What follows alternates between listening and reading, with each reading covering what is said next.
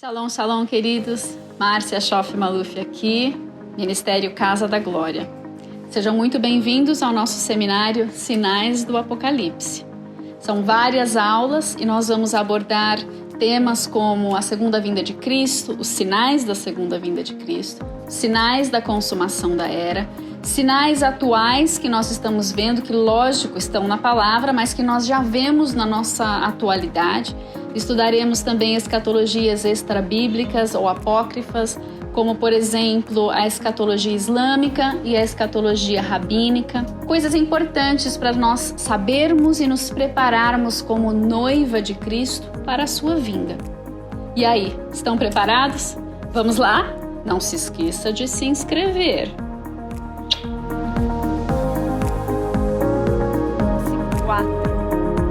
Peço desculpas pelo atraso, tivemos alguns imprevistos.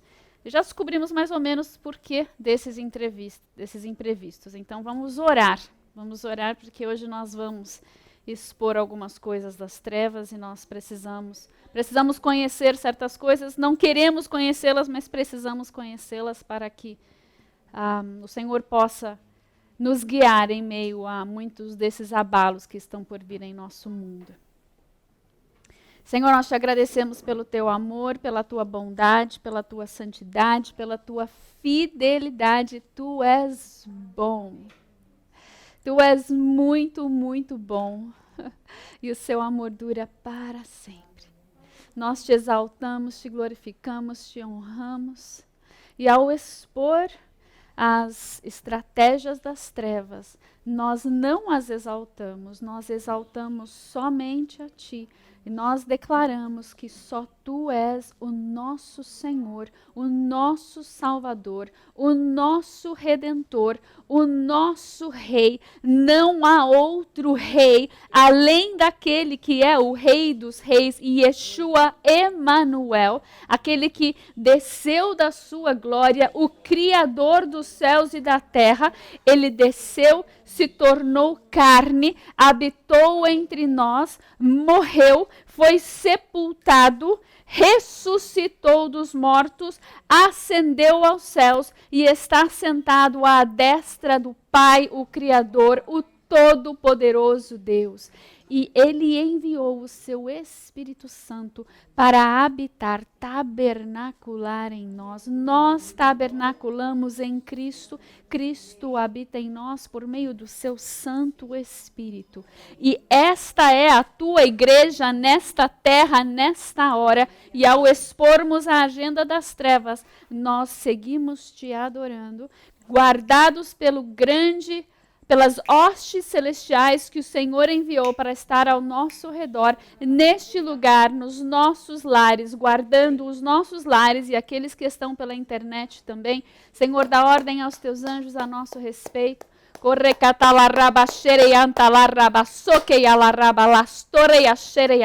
Guarda, Senhor, sela toda a fiação, todo o encanamento, toda a entrada e saída de tudo que está neste ambiente e nos nossos lares, todos os nossos bens, nossos amados, nossos familiares, em nome de Jesus.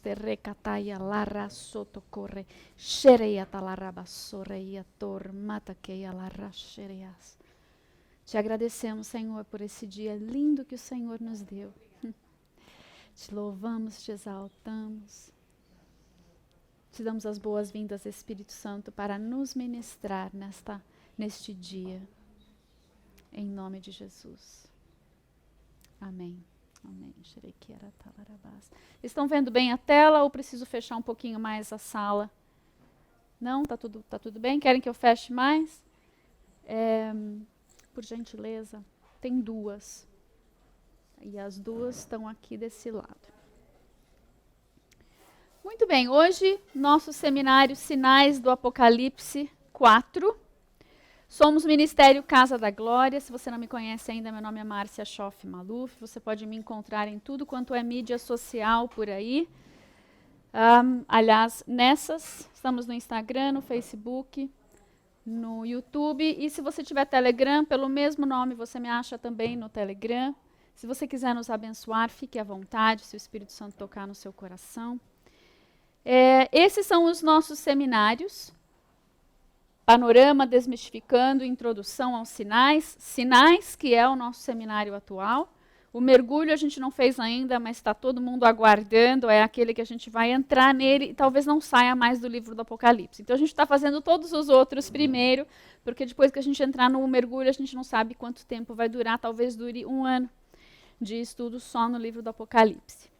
Temos também as festas de Yahvé, que nós ministramos conforme elas vão aparecendo. Então, as próximas, se não me engano, são agora em outubro. Quem tem a nossa agenda são outubro.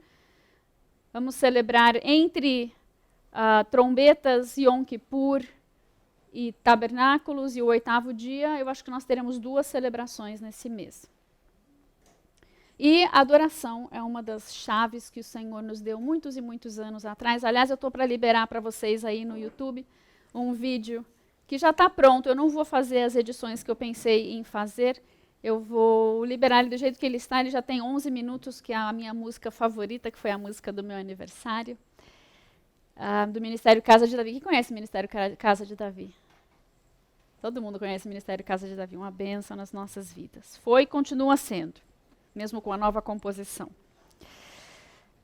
E então vamos. Hoje eu não sei quão rápido eu vou ter de falar, eu espero não ter de falar muito rápido, porque nós temos muito território para cobrir, mas todo ele é importante. Ao mesmo tempo, nós podemos pesquisar muitas dessas coisas pela internet facilmente. Então, se você falou, eu não entendi muito bem, eu quero aprender mais sobre isso, dá um Google. A gente só está expondo algumas coisas para estar no nosso radar, para que estejam no nosso radar, mas não são coisas essenciais para a sua salvação, ok? Então, quando é coisa essencial para a nossa salvação, a gente até repete no próximo seminário, a gente puxa o freio de mão, faz outro seminário para continuar quando não dá tempo, mas talvez nesse seminário a gente realmente só vá rapidamente e dá para pesquisar essas coisas pela internet.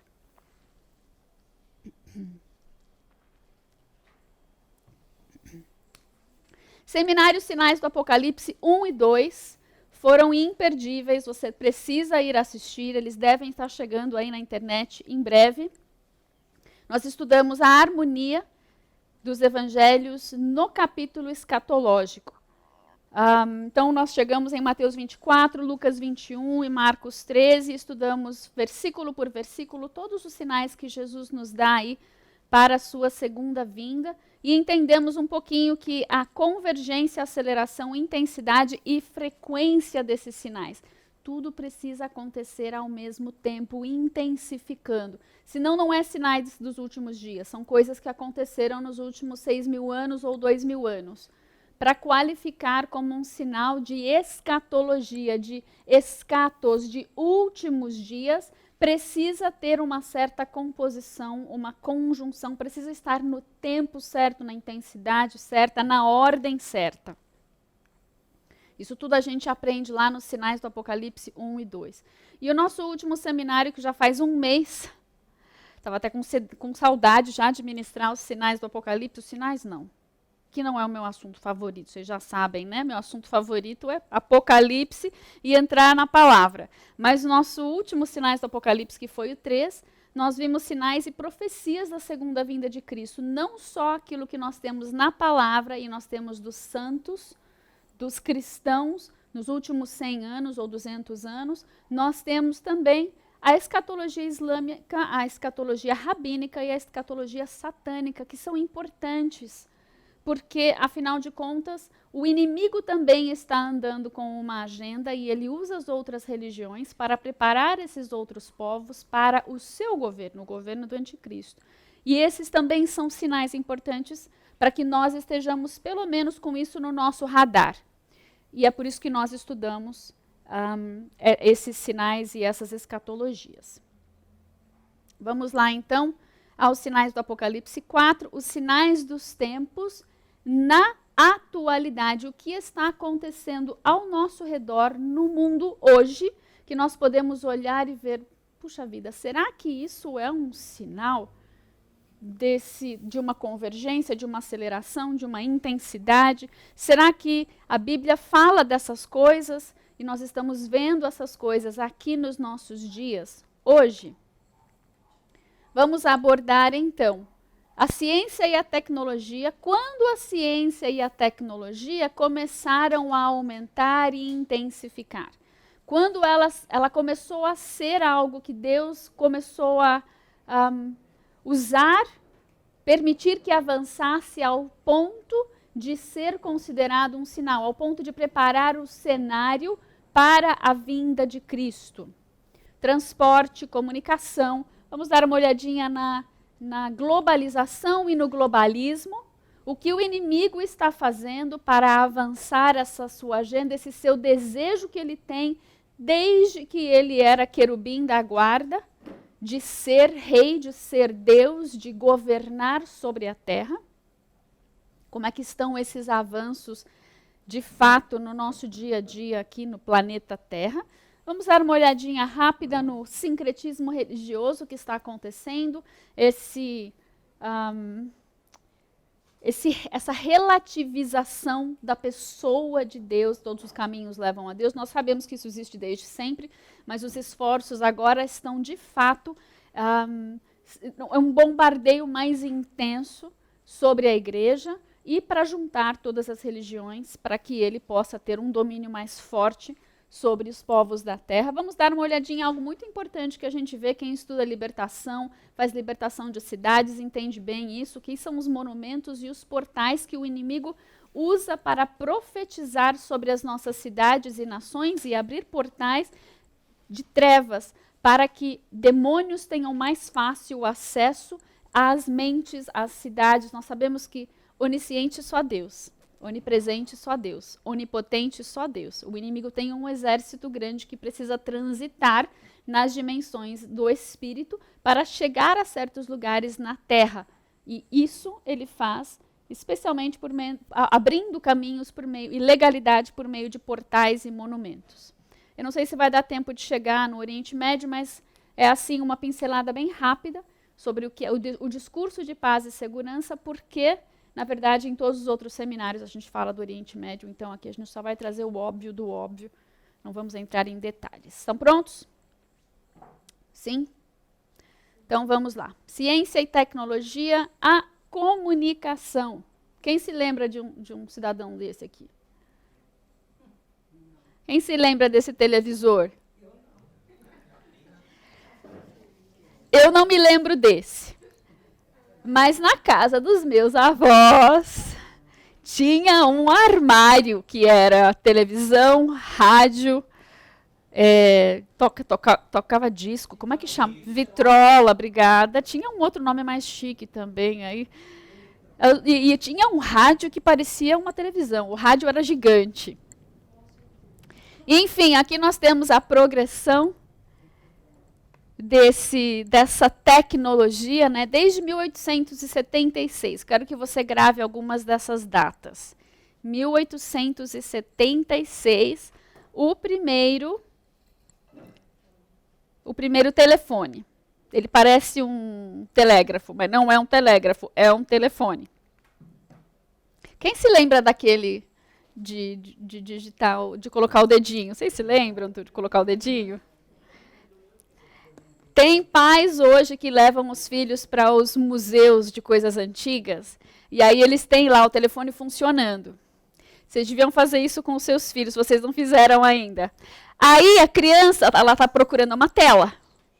E ela olha, e ela fala, ela não sabe nem o que fazer. As crianças não sabem nem explorar mais. Nós precisamos voltar a dar para os nossos filhos joguinhos de peças de montar, porque os nossos filhos só sabem montar coisa na tela. E o dia que o satélite cair, o dia que acabar a energia elétrica, o que essas crianças vão fazer? Como elas vão ter resourcefulness? Como elas vão... como é que fala resourcefulness assim, em português?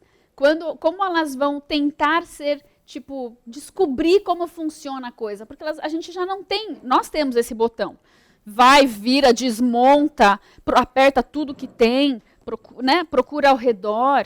A gente tem porque a gente montava os bloquinhos, a gente pegava tudo desmontado, fazia quebra-cabeça, tinha... Como é que chamava aquele outro lá? Playmobil. A gente tinha que montar um negócio. Hoje tudo é montado numa superfície plana. E então nós precisamos dar para os nossos filhos essa habilidade de montar, desmontar, descobrir como funciona algumas coisas. Então aí até a criança entender, põe o dedinho aí dentro desse disco, arrasta! E nem o de botão eles não acertam, mas é uma experiência interessante, no mínimo dá um bom vídeo. Tem gente que é contra colocar vídeo das crianças na internet. Eu acho que cada pai tem que exercer a sabedoria e o discernimento do espírito nessa área, né? Porque tem pais que realmente expõem os filhos a muito ridículo. Daqui a 10 anos o filho vai assistir aquilo e só a graça, né? E que ele vai pensar. Enfim, fora do assunto. Evolução do rádio. O rádio foi inventado em 1896. Anota aí.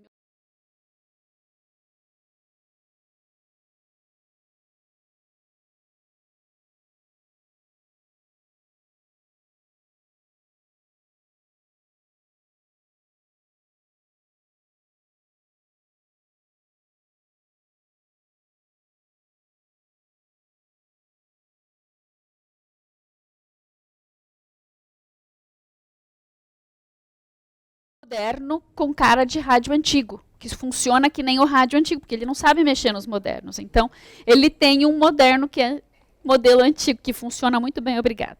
E talvez, quando algumas coisas pararem de funcionar, talvez esse seja o único que funcione na casa. É uma boa ideia, olha, ter um desses em casa. E a evolução, o que veio depois? A televisão. Eu me lembro de uma daquela ali, ó. Hoje em dia é tudo plano, né? Que maravilha. Como é bom, a evolução é maravilhosa, a tecnologia é maravilhosa. Vocês que não têm a apostila, queria dar uma olhadinha rápida aqui na nossa cronologia. Eu preciso...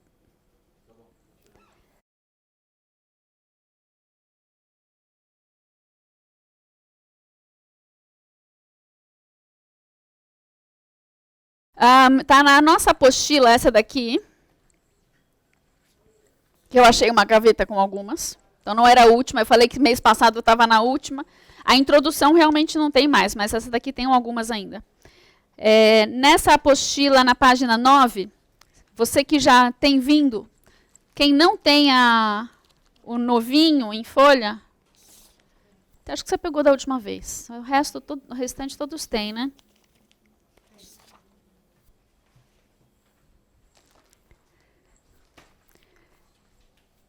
Nessa nossa cronologia, dê uma olhadinha.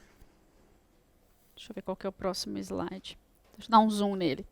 Dê uma olhadinha na linha da primeira concepção, ali à esquerda.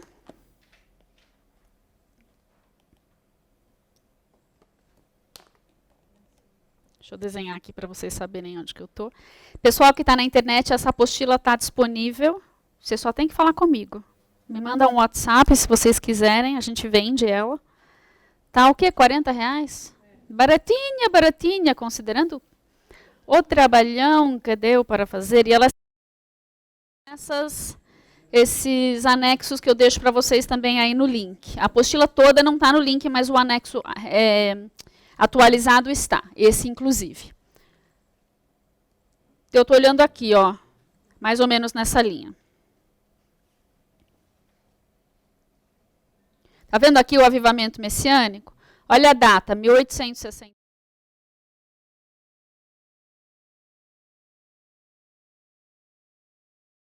Então, nós temos algumas coisas bem importantes acontecendo aqui. Imagine que Deus diz, está chegando o tempo de eu permitir o preparo do cenário para a vinda do meu filho. A gente pensa na vinda do anticristo, para a vinda do Filho de Deus. É esse o nosso alvo, é esse o objetivo, é por isso que nós esperamos. Nós não estamos contando e vendo sinais para a vinda do anticristo e nem para o arrebatamento. A gente está vendo sinais para a vinda do Filho, o resto é consequência. Então perceba essas datas.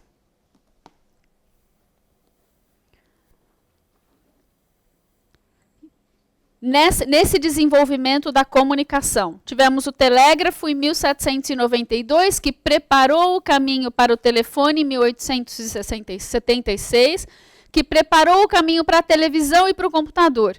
A televisão, ela de fato foi inventada em 1925, mas ela só foi de fato liberada ao público, exposta para venda e tudo, em 1940 e em 1947. Agora repare bem essas duas datas do primeiro computador, que é esse que está aqui na tela, gigantão, com as mulheres aí, parece lembra das telefonistas antigas? Então isso é uma master gigante telefonia, só que é um primeiro computador. Repare nas datas. Já estamos na Segunda Grande Guerra aqui. Fim da Segunda Grande Guerra Mundial. Em 71, algo mais importante do que o primeiro computador pessoal foi que eu nasci. Obrigada. Em 71, a coisa mais importante que aconteceu foi que, eis-me aqui. Em 83, nós vimos o primeiro tijolão. Quem lembra do tijolão? Eu não me lembro do tijolão, mas eu me lembro que eu nunca tive um, né? Mas eu me lembro da existência dele. Eu me lembro quando eu fui morar no Canadá, que eu fiz teologia no Canadá. Foi 95 a 98. Eles já tinham. Eles tinham coisas, gente, no Canadá. Quando a minha irmã casou, quando que ela casou? 1964. Casou. 1994, que nós fomos para o Canadá, o carro de polícia já tinha computador dentro. Em 94. Hoje, aqui, eu não sei se nosso já tem. E aqui a coisa demora um pouquinho para chegar, né? E a nossa polícia é levemente ignorada, o que não deveria ser. Enfim, não vamos entrar no... Esse assunto vai longe também. E o primeiro smartphone em 1992. Eu morei com umas famílias no Canadá que eram muito ricas, gente. Era muito lindo, porque tinha tudo que era coisa mais chique. Eu ficava assim, oh. A minha apresentação ao mundo da tecnologia se deu lá. Aí eu voltei para cá e aqui não tinha nada ainda. É possível um negócio desse? Enfim, reparem no tempo. Até o fim da Primeira Grande Guerra. E repare também em quanto tempo levava a evolução da tecnologia de um item para o outro item. Do telégrafo para o telefone, 84 anos. Do telefone para o computador, 70 anos. Do computador para a televisão, não deu, 1 ano, porque na verdade foi a junção das duas coisas, né? A televisão já está embutida na tela do computador aí com a comunicação do telefone. Tá tudo misturado. Mas pensa que antes disso, foram 5.762 anos mandando carta, escrita à mão, ou esculpida em pedra, ou em cilindros, ou em barro. Nós chegamos, de repente, depois de 1.700 anos, inventamos uma tecnologia que avançou exponencialmente. De forma muito, muito rápida. Isso não é natural, isso é obra de Deus. Permitindo que o homem tivesse esse conhecimento, liberando para que ele pudesse avançar. Vide que a maioria dos grandes inventores ou são judeus ou eram cristãos, na época até mesmo da Revolução Industrial e antes do Iluminismo. Os cristãos buscavam o conhecimento. Eles eram os professores nas universidades. As universidades nasceram cristãs. Depois, lógico, a gente teve que jogar Deus para fora da universidade, da escola, da sociedade, e olha no que vai dar, né? Mas fique tranquilo, Deus não nos abandonou, Ele continua soberano, assentado sobre o trono, e nada está escapando da sua soberania. Ele planeja a permissão para que tudo isso aconteça, para que a vinda de Cristo possa vir, porque a iniquidade precisa transbordar. 24 anos do computador e da televisão para o primeiro computador que você consegue. Bom, não consegue levar ele para lugar nenhum, mas você tem ele na sua casa agora, né? Quem teve um desse? Lembra do barulhinho que ele fazia para conectar com a internet? Mas olha, 5.000 anos, 84 anos, 70 anos, 24 anos, 12 anos, percebe? 9 anos. Como agora eles colocam um no mercado, o próximo já está engatilhado. Não tem mais esse tempo.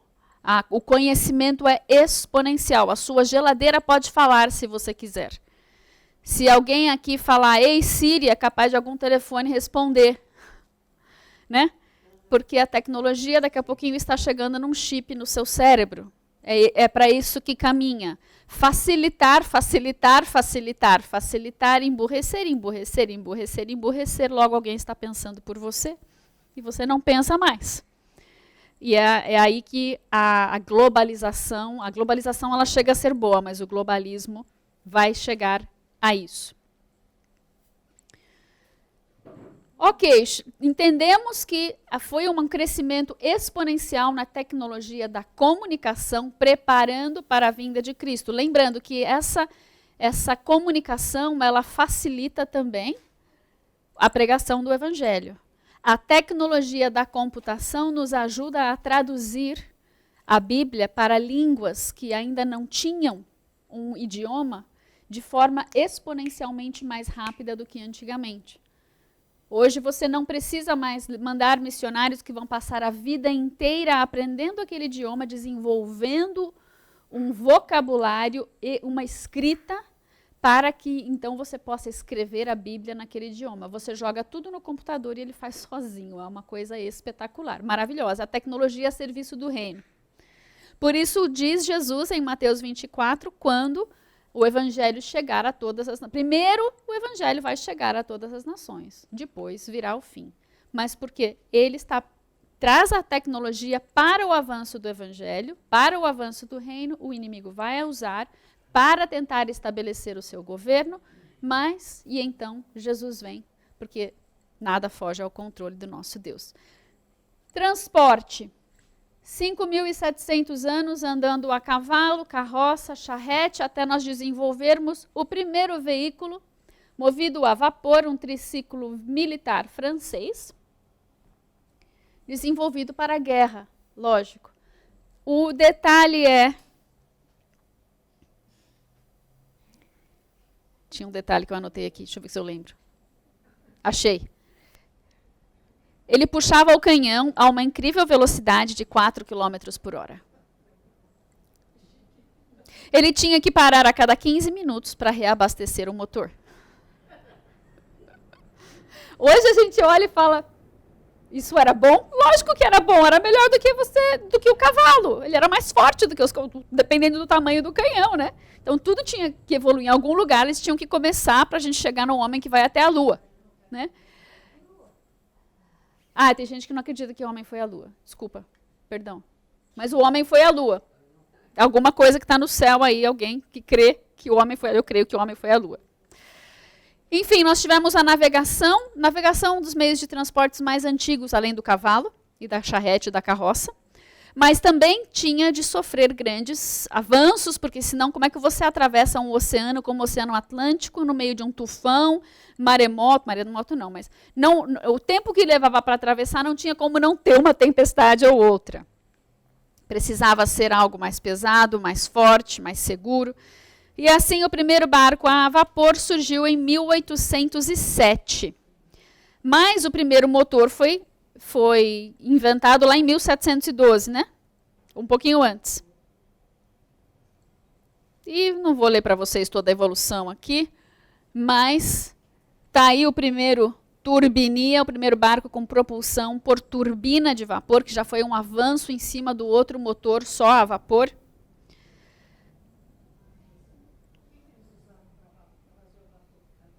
Isso está pergunta muito difícil para mim, mas deve ser carvão. Tudo começa com carvão. Aliás, tem algumas nações que estão banindo o carvão, qualquer energia a carvão, porque ela polui demais. O problema é que não tem substituto adequado. E agora na Europa, como é que eles vão aquecer os seus lares? Essas nações que usam o carvão, que estão entrando na agenda verde. E alguns já voltaram para o carvão, mas todos assinaram certos acordos com esse povo que não foi eleito lá da ONU e do Fórum Econômico Mundial. A gente vai chegar lá, Márcia, não avança. Ok. Veículos. Vamos do transporte náutico para o transporte por terra. Ai, gente, preciso falar, é muito engraçado isso. Com certeza está aqui em algum lugar, mas eu vi o tratorzinho, me lembrei. Agora, na tecnologia, você já tem trator movido a eletricidade, certo? O problema é que ele só dura 2 horas. Então, você consegue arar o seu campo, você leva 2 horas. Aí, você tem que plugar ele num, como é que chama? Num gerador a diesel. E ele fica 8 horas carregando no gerador a diesel. Peraí, deixa eu pesar na balança esse negócio. O cara, quando chega na hora da colheita, precisa colher 24 horas por dia, não sei quantos dias. Não para. Bom, não, é um bom passo, é um bom primeiro passo, certo? É uma coisa boa, limpa. Vocês já ouviram? Lá em Israel tem ônibus elétrico, diferente dos que nós temos aqui, que não anda grudado no fio. Gente, é silencioso, é um negócio, você não sente que você está no ônibus. Eu estou lá em casa, no meu 14º andar, e eu escuto todos os ônibus passando. Aqui a gente não escuta, né? Que maravilha. Silêncio. Lá em Israel, você está dentro do ônibus, você está fora do ônibus, se você não prestar atenção, tu vai ser atropelado por um ônibus, que você não ouve barulho, é maravilhoso. Mas a tecnologia, ela precisa se adequar ao que nós temos hoje e às nossas necessidades de hoje. Então, ela precisa avançar mais, veículos elétricos são maravilhosos, vão poluir menos, o problema é de onde vem a energia elétrica, como ela é gerada. Não é todo lugar que tem hidrelétrica como no Brasil. Não é todo lugar que tem sol 24 horas por dia. Desculpa, gente, 24 horas por dia não tem como. 360 dias por ano lá, aqui em Bela Vista, Boa Vista, 360 dias por ano, sol. Não é todo lugar. Em Israel você consegue. Toda casa tem células de, como é que chama, me ajuda? De painéis solares, porque o aquecimento é solar. Tem sol 360 dias por ano, até no inverno. Então, o negócio funciona, dá para você fazer isso. Mas no eólico aqui nós temos muito vento, mas é uma tecnologia que quando você precisa aposentar aquelas hélices, você não tem o que fazer com elas, elas vão sujar o ambiente. Então, a gente tem que ter um pouquinho mais de coerência até no avanço da tecnologia. A tecnologia é para servir ao homem. Não é para nós servirmos a tecnologia. E, bom, fora de tópico, a gente vai chegar nesses tópicos mais para frente. Lógico que eu já me avancei total aqui. A evolução do transporte ferroviário, ou férreo, aconteceu da mesma maneira. Tudo veio do vapor. Essa foi a tecnologia, uau, foi o eureka de Deus para começar todo esse avanço até o que nós temos hoje. E o automóvel? Olha que bonitinho, aquilo era um automóvel, 1885. É uma charrete, uma carroça, tudo parece uma charrete, uma carroça no início, porque foi daí que tudo evoluiu. Até nós, né, termos os modelos do que nós usamos hoje. Aí a charretinha e a carroça. E a aviação, como que ela avançou? Bem, Leonardo da Vinci já fazia seus desenhos incríveis. Muita coisa do que nós temos hoje, Deus deu a criatividade para alguém lá em 1452, 1500. Ele já tinha desenhado todas essas coisas que hoje nós temos. Mas eles não tinham ainda o avanço tecnológico, os materiais para colocar isso em prática. Mas depois que eles chegaram no papel, muito inventor morreu se jogando com asas de um monte alto, capotou e plof. Mas, por causa deles, nós temos o que nós temos hoje. A pipa e o balão nos ajudaram a chegar num... Como é que chama aquele negócio mesmo? Um Zeppelin? Um Zeppelin, é ele mesmo. Mas, de verdade, aí, esse daqui, qual desses dois foi que... Eu acho que foi esse Otto aqui, que fez não sei quantas 1.500 voos, e aí num deles, no último deles, ele acabou caindo de uma altura um pouquinho maior. Mas tudo que eles usavam e eles falavam entre si, esses dois aqui, por exemplo, falavam entre si, se comunicavam um na Alemanha, um na Inglaterra por carta, comunicando seus avanços. e os seus cálculos. Eu acho isso genial, é maravilhoso, né? Porque isso tudo veio para nos ajudar. E eu vejo que é uma carruagem, o nome do invento, esse daqui está só no papel, esse aqui não decolou. Foi só uma tentativa de design. Mas o nome dele é carruagem aérea. A vapor, lógico, porque tudo era a vapor naquela época. E o nosso Santos Dumont, que realmente foi o primeiro a realizar um voo com testemunhas. E a diferença, as pessoas falam, né? Mas os irmãos Wright, não sei o que mais. Os irmãos Wright, eles não conseguiram decolar. Eles usaram uma catapulta.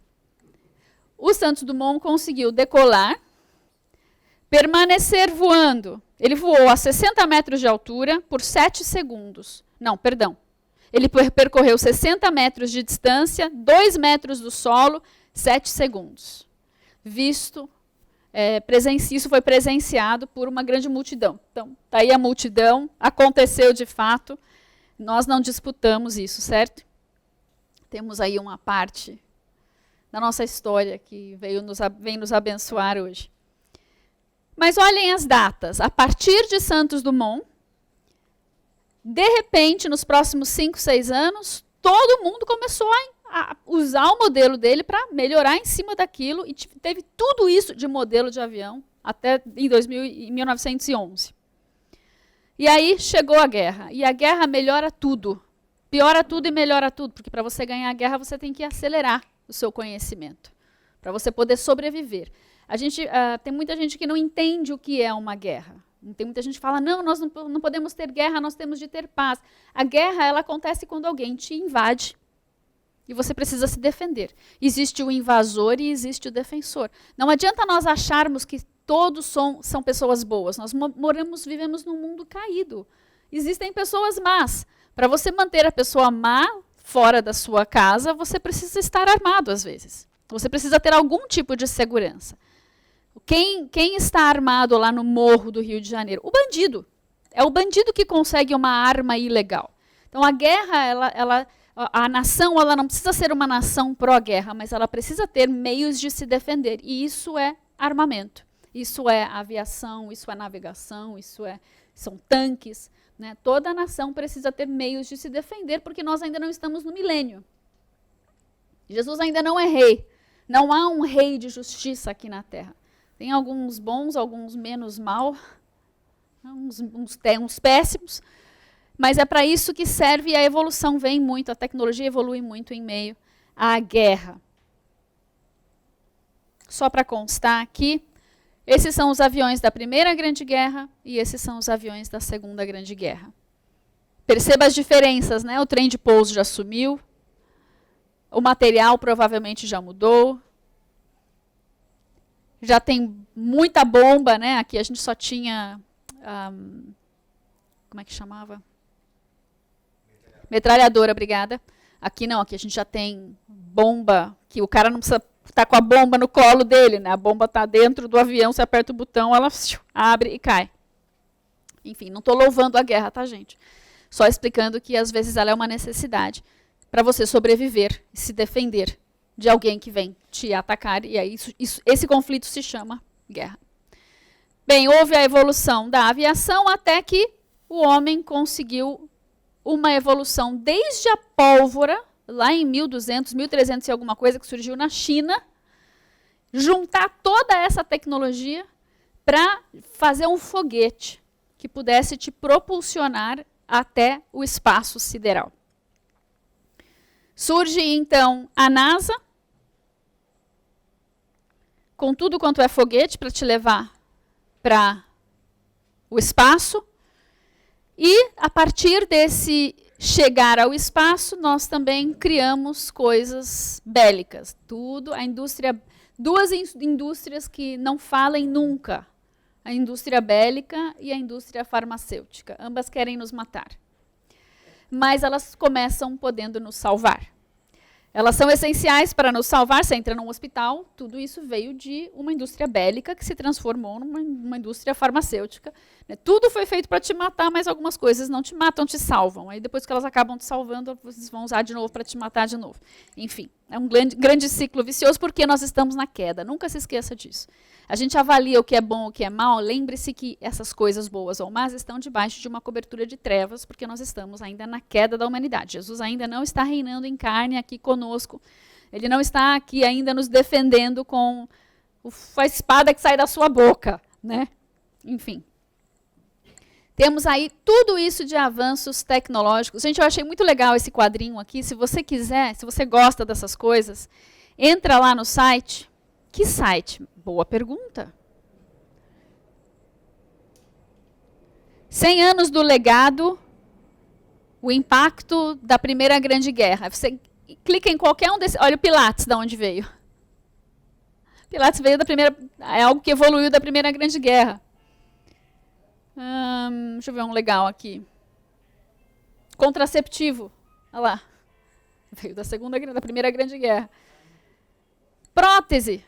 A prótese de um membro veio da Primeira Grande Guerra. São coisas bem interessantes, que perduram até hoje. Até o capacete, do jeito que ele é, o nosso modelo atual de capacete veio de lá. E aí, essa musiquinha vai parar?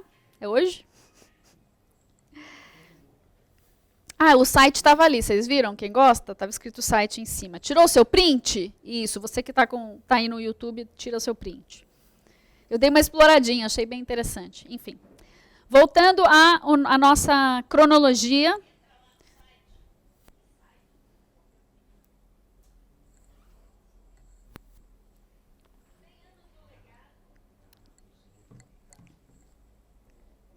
Abaixa o volume, é só abaixar o volume. Zera ele. Olha a sequência das invenções, a evolução da tecnologia. Do motor a vapor, já surge o barco, a locomotiva, a turbina, 1800, cadê turbina? 1884. Veja só a progressão de coisas que a gente nem falou lá atrás, né? Submarino, fissão nuclear. O Sputnik foi à Lua, esse foi o primeiro voo espacial com gente dentro, não chegaram a pisar na Lua nesse ano. O cartão de crédito começa a surgir, toda essa tecnologia que é importante para que haja um governo globalista. Tudo isso nos serve para o bem, mas também será usado para a manipulação das massas, será usado para o controle da população. E sem isso não dá para você controlar uma população de um planeta inteiro. Você consegue controlar, como na China, um país. Mas a evolução disso é que o que está na China vai se expandir para todo o globo. Vide que o chinês é amiguinho ali do Klaus Schwab, do Fórum Econômico Mundial. Nós vamos falar disso também com mais detalhes mais para frente. Eu acelerei bastante essa parte, eu acho que consegui ganhar meu tempo aqui. Revoluções industriais. Só para constar, é importante saber, porque o Klaus Schwab escreve sobre a quarta revolução industrial, a gente vai falar dele mais para frente. Então, saibamos que cada revolução industrial é um avanço tecnológico para chegar no que nós vamos ter de ter para o governo do anticristo. Primeira revolução industrial de 1760, olha a data da invenção do vapor. Tudo foi fundamentado nisso. 1840, energia gerada por água e vapor para mecanizar a produção. Na segunda revolução industrial, nós vimos a energia elétrica, que expandiu toda a produção da tecnologia que havia vindo antes na primeira revolução industrial. Na terceira revolução industrial, você entra com nova tecnologia, os eletrônicos, TI, você está automatizando a produção. Então, primeiro você mecanizou, depois você aumentou, multiplicou com a produção em massa, depois você automatizou, ela agora se faz sozinha, ela pensa sozinha, uma tecnologia de automatização. E na quarta revolução industrial, diz o Klaus Schwab, que haverá uma fusão de todas essas tecnologias, digitais, físicas e biológicas, para aumentar e acelerar o crescimento de forma muito maior. Muito maior.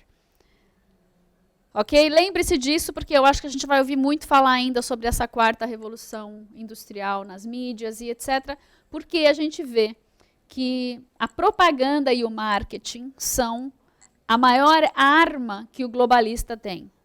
O tirano, o ditador, a sua maior arma é a informação. É o que ele usa para alimentar as mentes do seu povo. E hoje nós vemos uma guerra de narrativas que nos convencem de qualquer coisa.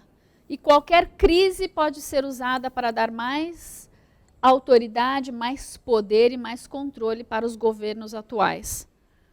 A crise do coronavírus é uma delas, né? A gente vai chegar lá também. Você chegou até o fim! Parabéns, você é um vencedor. Agora não se esqueça de se inscrever e nos seguir, para que você não perca as próximas aulas. E se porventura você chegou no meio e quer conhecer o nosso conteúdo anterior, não esqueça de procurar a nossa playlist. Ah, não posso deixar de falar. Se você quiser nos abençoar, tem aqui algumas opções para que você possa fazer isso. Até a próxima, então. Até lá. Shalom, shalom.